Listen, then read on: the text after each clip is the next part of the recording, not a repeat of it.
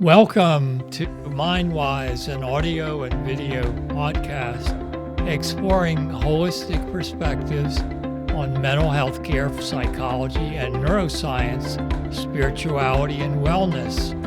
I am your host, Dr. Ron Parks, a writer, teacher, and physician. Today we're going to explore a topic called rapid AI growth, the human edge, and resilience, anxiety, and the adaptation to artificial intelligence. A big topic today.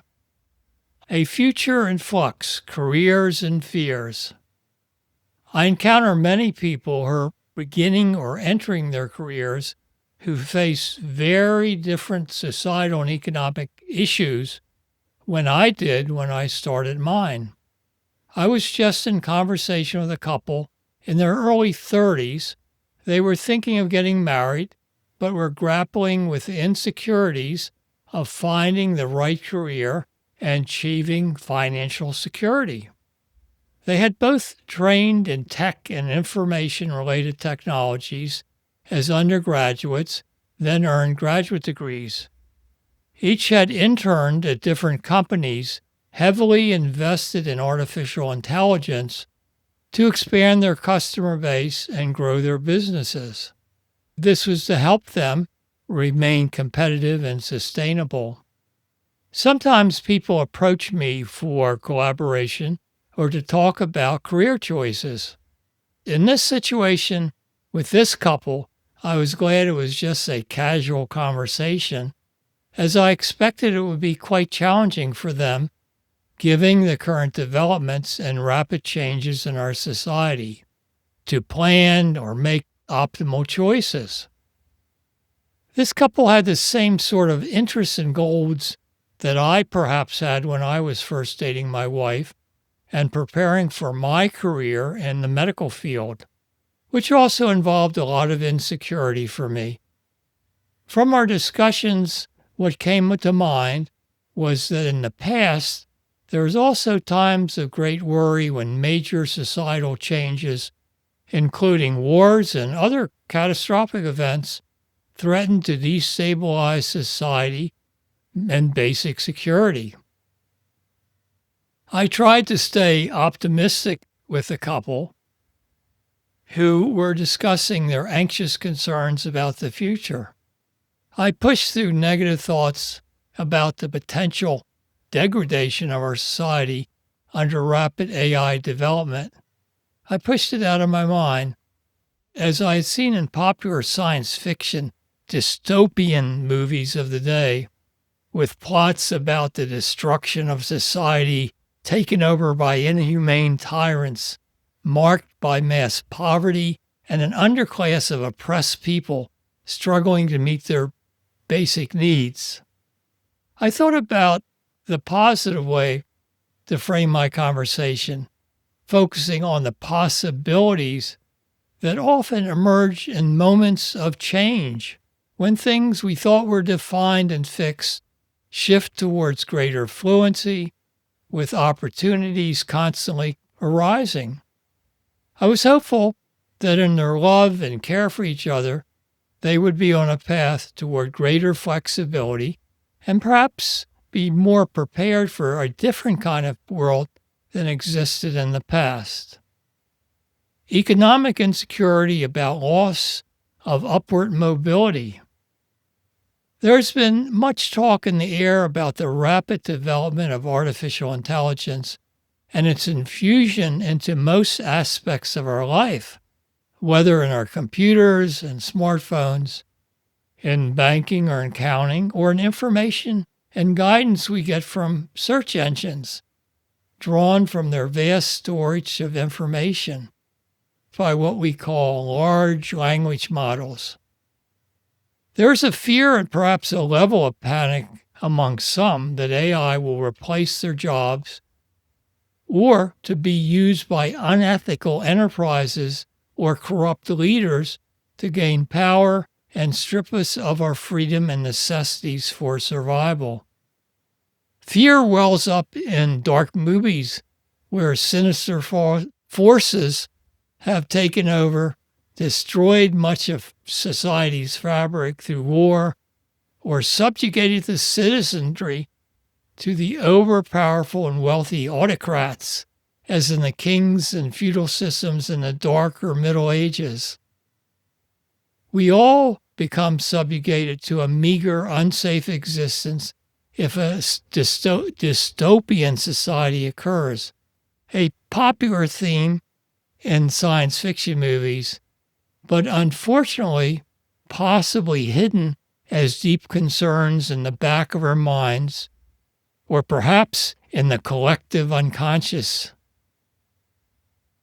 As concern about the rapid growth of artificial intelligence, AI, and its feared consequences become apparent in other conversation articles I reviewed, I focused on the most frequent rise pessimistic themes. A prominent fear among people seeking jobs in information and knowledge applications, these are knowledge-based fields that rely on special expertise, was that advanced AI would soon automate their roles and eliminate them. AI and automation could threaten their financial stability and their ability to build a secure future and career and advance financially, locking them into, again, a permanent underclass and blocking any upward mobility. Rapid acceleration of AI growth was expected to cause those who remain employed to lose their bargaining power and share of the organization's profits. The resulting job losses and financial instability could foster large-scale rage, political unrest, and even violence if there is a growing failure to protect workers and the citizenry. Some even catastrophize a bleak future with a repressed economic underclass subservient to ruthless overlords, or an ultra-rich class of a small minority of the population that monopolize wealth and power. Pundits and leaders in the AI field warn of fewer opportunities as technology advances, with automation potentially eliminating many jobs. A similar fear people had during the rise of industrialization. Economists debate how significantly these changes will impact people's future. Some point out that with every major advance in technology, the workforce and its needs have simply shifted to reflect what's valued and necessary to support the growth and stability of our society. As AI makes knowledge and information easier to access, there will be a need for services and experience that only another human can provide. As more routine work is automated, jobs that focus on human interactions and relationships will become more essential. There is an optimistic hope that new technology and AI can create new jobs, occupations, and opportunities, and even open up whole new fields of endeavor. Social disconnect and burnout in toxic environments and workplaces. On the pessimistic side, there remains the potential for economic upheaval if many jobs are lost without adequate support from the broader community.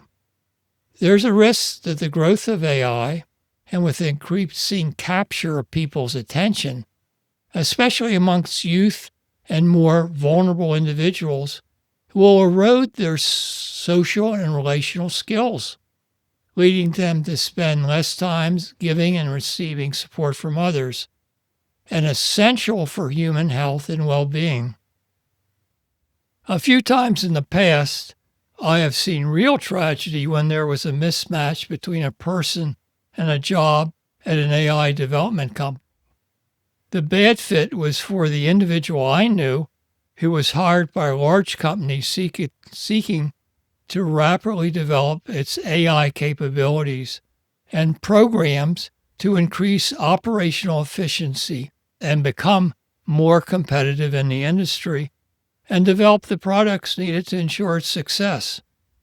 This person I knew, like others I talk with, was highly responsible, doing their best to achieve their goals of upward career mobility and financial security. All had an amazing capacity for problem solving and were very intellectual and verbal, with a talent for creating patterns to solve challenging problems.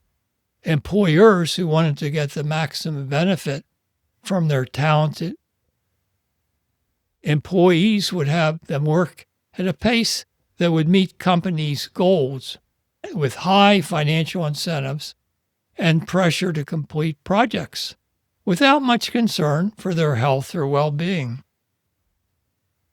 The end result was a toxic situation in which the hired person, to achieve the goals, satisfy the company's needs, and receive the gratification or reward for their work in terms of pay and advancement, would work incessant hours, sometimes around the clock, to meet the goals of competing projects.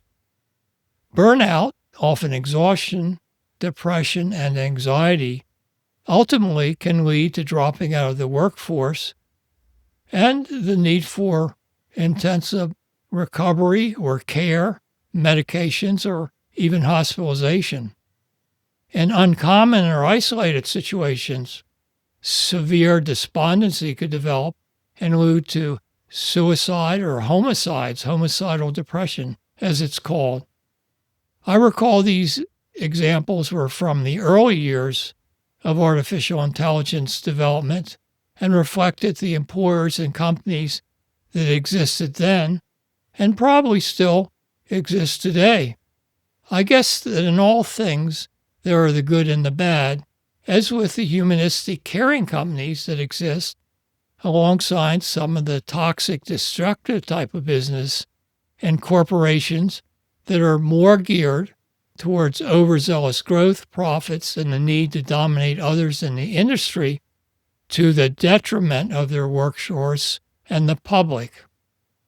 A danger today is that with a greater concentration of wealth and power, fewer companies and owners, there's a greater risk of dehumanizing the workforce with their focus entirely on developing products for personal gains and wealth and power. Companies and developers become very short-sighted about the need to care for their family of workers, which ultimately extends to the community of people who buy their products. A destructive cycle rather than one of creativity that supports the growth and well-being of individuals, families, and communities. The Japanese have a term, karoshi, death by overworking, for employees who die from heart failure, stroke, suicide, or stress-related illnesses triggered by excessive work hours and extreme job-related stress in a high demanding pressure environment. The problem has prompted discussion in many countries about work-life balance, labor practices, and the health impact of high-pressure industrial and corporate culture and jobs. Restoring control, mindfulness, and present actions. With these large forces operating and seemingly beyond our control, the challenge is to determine what we can do in our individual situations. First, cultivate awareness and mindfulness of the busy thoughts, inner narratives, the mind chatter that dominates our mental life. Often the drama and emotions attached to these inner ideas and beliefs hold our attention tightly.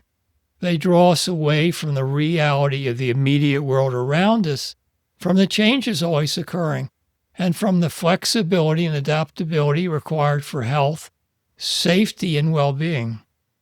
The more we participate in positive actions available to us, whether as individual actions or as things we do in relation and collaboration with others, the more we can restore balance.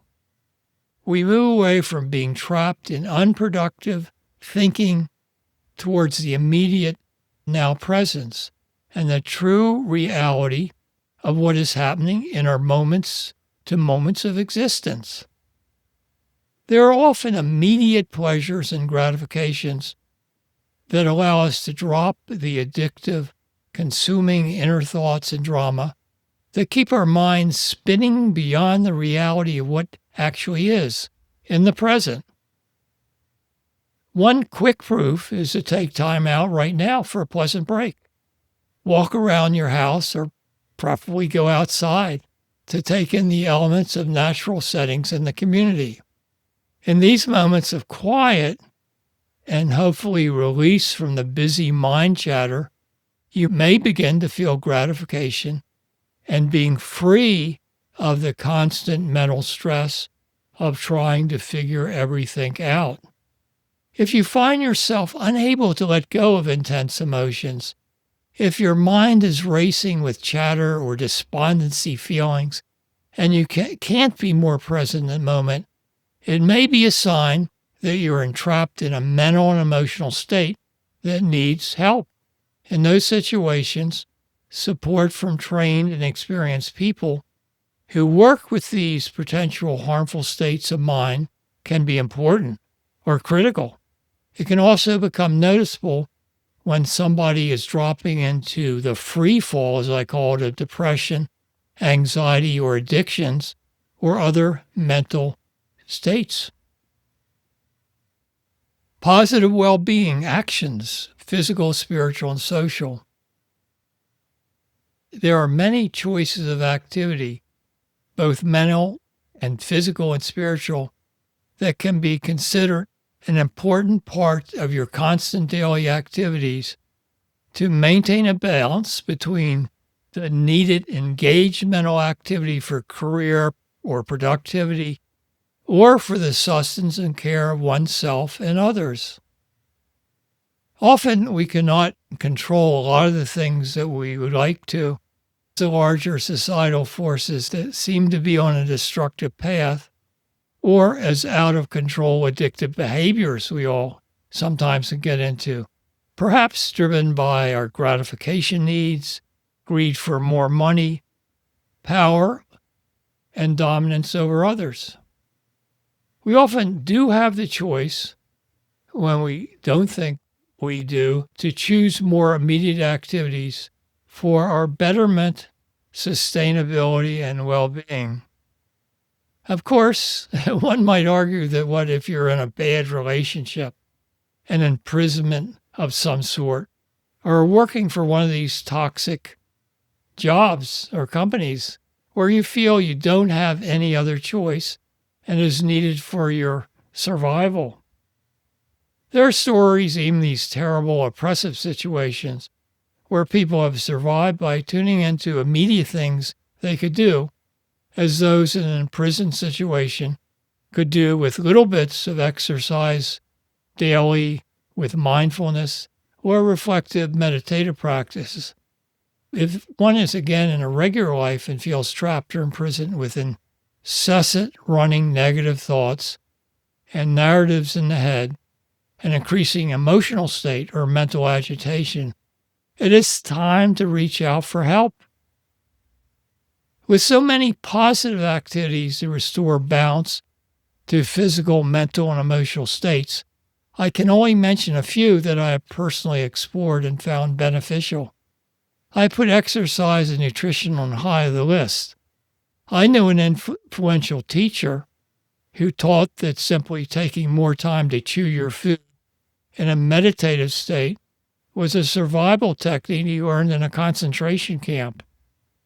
For many people, finding and procuring food, healthy food, isn't an option. There are things they can learn or adopt as nutritional practices that can be very helpful. Moving versus being passive or being totally involved in passive activities is an easy one.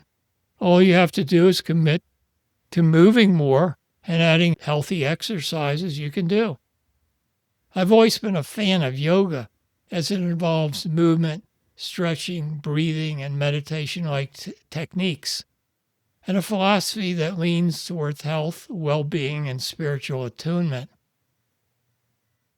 It has been well established that group activities with others can have immense benefits for stress reduction and mental well-being. When available, engage with them in ways that are suitable and comfortable for you. Much of the productivity in our society comes from collaboration with other people. One might ask, what if my immediate family or friends are actually very toxic to me? I guess in this situation, one has to especially look at their options to find more nourishing, supportive, and caring relationships. Taking control, using discernment, and collaborating with others. There are many kind of programs marketed as offering better health, well-being, and longevity.